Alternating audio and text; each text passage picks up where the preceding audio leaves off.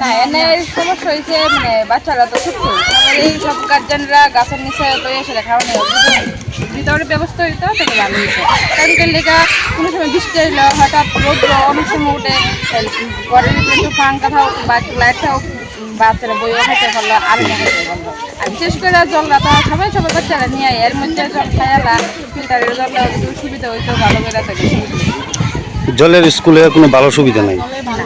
ভালো মনে হচ্ছে জলটা একটু টিচার কি পর্যাপ্ত পরিমাণে আছেন স্কুলে?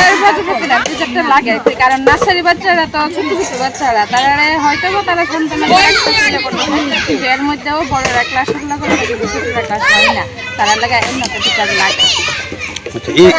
এই স্কুলটার নাম কি? Ramakrishna high secondary school. কি চাইতেছেন এখন আপনারা? আমরা চাই টিচার লাগে বাচ্চারা লাগে টিচার লাগে পরে যা খাওয়ার লাগে জায়গাটা লাগে এটা তো গাছের নিচে বয়স